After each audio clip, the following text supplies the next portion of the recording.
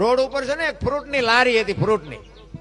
એ ફ્રૂટની લારી હતી ને એક ભાઈ આમ નીકળ્યો એટલે લારી રેઠી હતી, અહીંયા કોઈ હતો નહીં, માણાનો તો ખાલી ફ્રૂટની ભરેલી લારી હતી.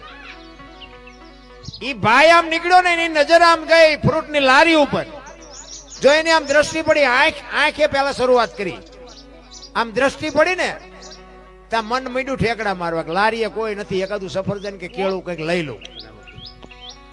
અંદર બેઠો તો એને કીધું રહેવા દે, લારી તારી નથી. પણ મન એટલું બધું ઠેકડા મારતું હતું ને પછી આત્માએ બીજી વાર ન કીધું. એ કે ના એક તો લઈ જ લઉં, કોઈ નથી ત્યાં. હવે અહીંયા જવા હાટું પગને કહેવું પડે, પગને સંકેત કર્યો ને કે હાલ, પગ હાલ્યા ને એટલે લારીએ પહોંચ્યો.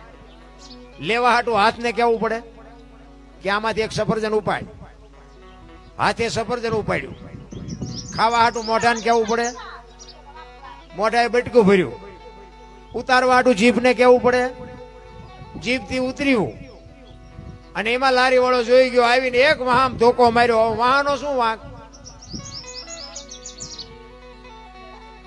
આંખે જોયું, પગ હાલીને જ્યાં હાથે લીધું, મોઢાએ ખાધું, જીભથી અંદર ઉતાર્યું અને માર ખાધો વહાએ અને રોવા માંડી આંખ્યું. શરૂઆત કરી હતી એને, ઈ જ રોવે ને તાર બીજું કોણ? વાહો નતો રોતો, કરે છે એને જ ભોગવવાનો વારો આવે. કર્મની ગતિ છે ને હજી કોઈ સમજી જ નથી.